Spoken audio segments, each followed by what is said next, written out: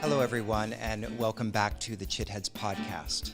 Today's episode is actually extracted from one of the sessions of the 30-day sadhana that I have been teaching for embodied philosophy.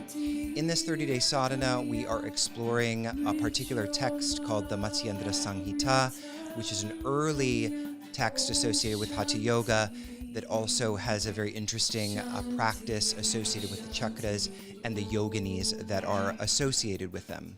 Initially, I had planned to just speak for about 10-15 minutes and then practice every day for the 30 days of this sadhana, but it's actually turned out to be about an hour every day. I spend about 30 minutes unpacking a particular concept.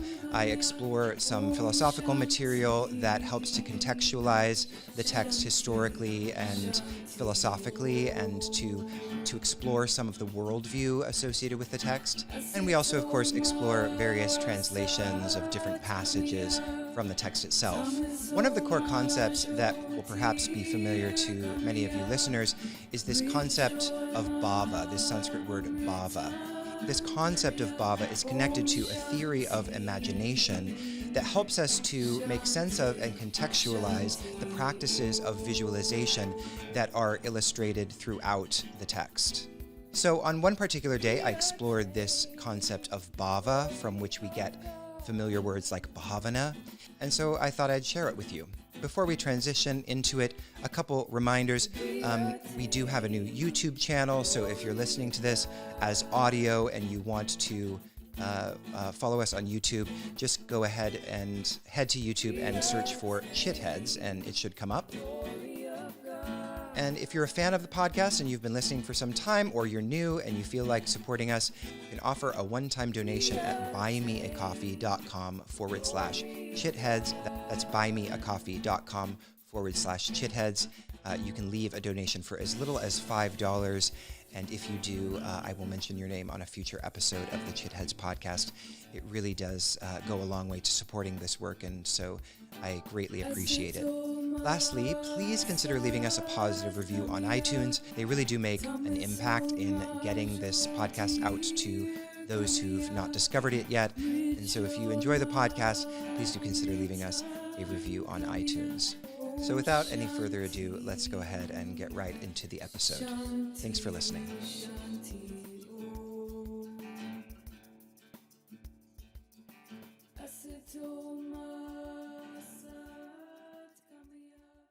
Hello, everyone. Good afternoon, good morning, good evening, wherever you happen to be in the world. Welcome back to day 4 of the 30-day sadhana, exploring the chakras and the yoginis from a particular text, as you know by now, the Matsyendrasaṃhitā. So today I wanted to unpack an important kind of theoretical concept, or what we could even describe it as the theory of the practice at the basis of the Matsyendrasaṃhitā, or the many different practices that we find in this text.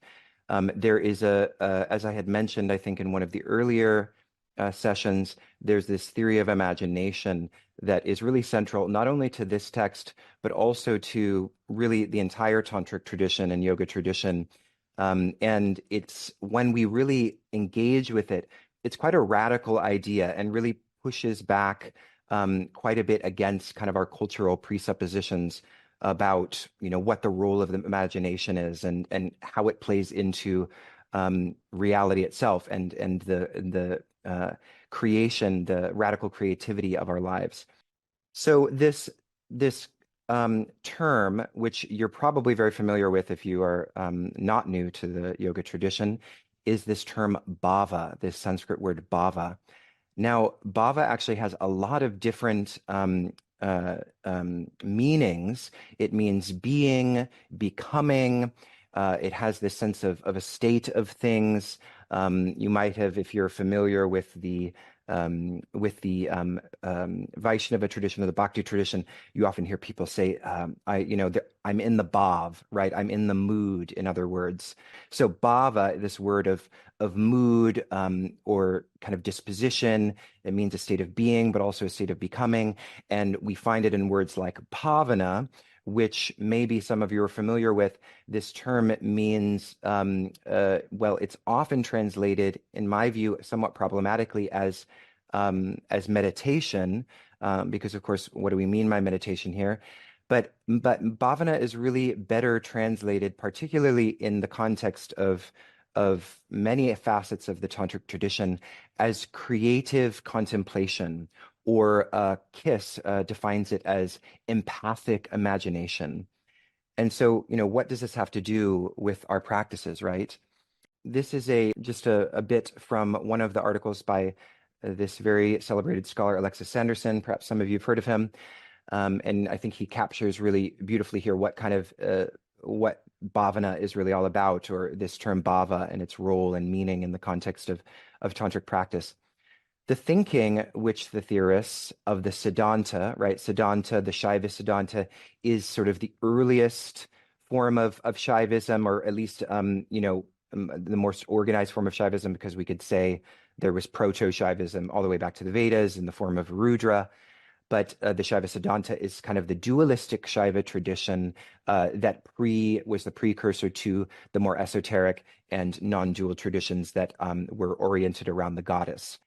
So reading this again, the thinking which the theorists of the Siddhanta had in mind was not the cognition of a fact, but a kind of mental work which produces a result through effort. It is seen as imagination with the power to cross from the imaginary, kalpanikam, to the real, satyam. So transcending the dichotomy between these domains, which marks the world on which ritual works, ritual being kind of a particularly important in the Siddhanta, but also it becomes more internalized within the more esoteric meditative traditions of non-dual tantra, which of course, when we're doing our visualization, we are doing a form of internal ritual, right? And in the earlier dualistic traditions, it was more ritual was performed externally primarily, in a very similar way, that's analogous to kind of the Vedic Brahminical tradition of performing these various sacrifices and rituals of honoring the various deity forms.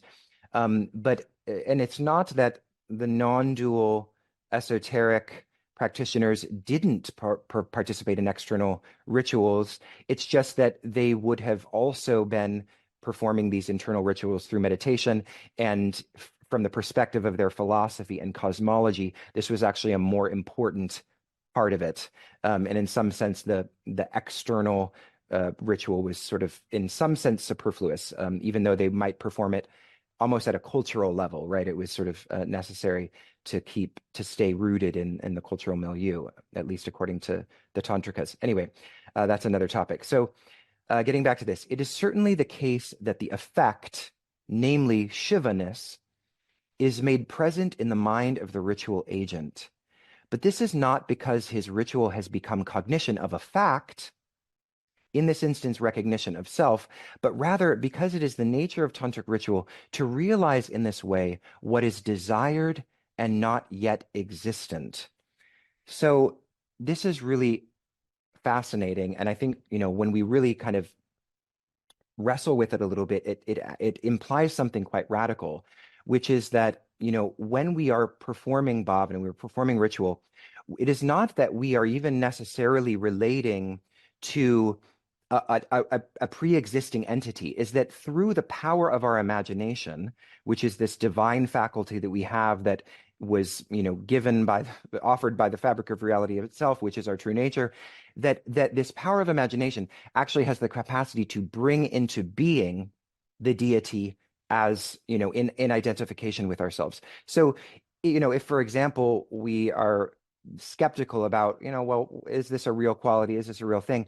It's almost beside the point, according to this theory, because what we are doing is actually attempting to cultivate a state of divinity that didn't exist before. So in a sense, it's sort of irrelevant whether or not these deity forms are existing independent of us. The idea is that we are calling them into being. We're actually creating them. So this idea almost that God is not yet here in some way, or use whatever substitute for the divine you like, and that God is yet to come through the cultivation and creation and creative capacity of our practice, which I think is just a really, I feel like you don't find this in many other places besides the Tantric tradition. It's really quite fascinating. So this is from the Vijnana Bhairava Tantra, my translation of verse 20. So it's Shakyavasta pravishtasya nirvibhaghena bhavana tadasau shivarupi syat shaivi mukham ihuchyate. When of the one who has entered pravishtasya, the state of asta, of Shakti, through empathic imagination, so I'm using the translation of Kiss here, of bhavana, or you could replace it with creative contemplation if you like, but really not just a kind of empty meditation, but really a very active, visual, imaginative meditation here is what we're talking about. Such a one has an understanding of reality. So what does that mean? So by virtue of harnessing the power of one's imagination, we also, at the same time, are understanding reality in a particular way. Without distinction, one would then be in that state of the form of Shiva. So in this state of a radical, liberated creativity, capable of bringing into being a state of being that is divine, is just to be in a state that is the form of Shiva. And it is declared in the agamas that this is the door, right? Our creative contemplation, our bhavana practice is the door of Shiva, or the divine, or that state of yoga that we are seeking to accomplish through practice. It really, in some sense, I got an email, and this always happens a little bit. And I sometimes, when I start teaching, I often start with really trying to discuss the difference in deity, what deity means in these traditions. Of course, there are a whole host of a range of styles of relationship with what deity is. And for some people, a very kind of, maybe traditional is the wrong word, but an understanding of it is a real being, and the personified expressions of it, that's how it looks like, and it's out there, and I'm going to relate to it. But, and I mean, even to some degree, also Western religious traditions also have much more esoteric, mystical understandings of what the divine is, that often gets lost in kind of the rigid forms of religion that get, passed down to us and kind of dominate our cultural environment. But the conceptions of deity here are much more subtle and radical. It's really about almost like a pragmatic, these are pragmatic tools, and this is a kind of sense of deity that is you find in both Hindu Tantra and Tibetan Tantra, Tibetan Buddhism, that these are visualization tools that are capable of channeling and facilitating the accomplishment of certain states and the ability of us to cultivate these states. So we are using, they are devices, they are real in a sort of qualitative sense, but they are also, in a sense, already aspects of who we are. But because we don't have any symbols or knowledge systems to help us connect to these latent faculties that we have within us, the Tantric traditions are offering us essentially tools for us to essentially awaken dormant faculties and capacities that already pre-exist. You could think about it even in terms of, neurochemistry, this, and I obviously know nothing about brain science, but, there's this common, right, thing that people will point to about how we only use a certain portion of our brain, and like there's this huge swath of the brain that's not active and blah, blah, blah. And then, of course, there's also the evidence showing how in certain meditative states, contemplative states, neuroscientists are seeing, who are willing to actually explore this, all sorts of other areas of the brain light up. That's another sort of topic for another day. But but you can think about it in terms of like, that there are these essentially, there's a corresponding brain state for all these faculties and dispositions and ways of seeing, ways of perceiving our reality that are not yet available to us. And the question is, well, why? And one answer to that is that our cultural conditioning just does not have a place for any of these things, right? When we look back anthropologically at other traditions, including the Sanskrit tradition, yoga tradition, there's so many things we read that don't make any sense to us because we don't have the cultural lexicon to find kind of analogous understandings, and that doesn't necessarily mean that we can't at some point understand it in some visceral way. So we draw on our contemplative practices in a sense to cultivate the possibility of these states in our lives, and the traditions of philosophical inquiry, the knowledge systems, the texts themselves. These are profoundly important because they essentially open up our imagination to possibilities that we don't even know are there. Right. And also, they allow us to see the way in which our own cultural conditioning is, in some sense, just a kind of arbitrary expression, historically contingent expression of the possibilities of human imagination. Right. And so we're quite radical in that way, quite antinomian in pushing back and saying, no, the imagination isn't just something in the realm of fantasy. It's not just something for kids or artists. It is active in everything that we do, whether we recognize it or not. And actually, in a lot of ways, the cultural imagination is what dominates our imagination. And, one of the things that perhaps we could say happens from childhood into adulthood is the kind of liberty, the freedom, the playfulness of imagination gets sort of muscled down by all of these cultural forces that essentially domesticate our imagination. So yeah. So anyway, that's bhāva. So let's go ahead and practice, shall we?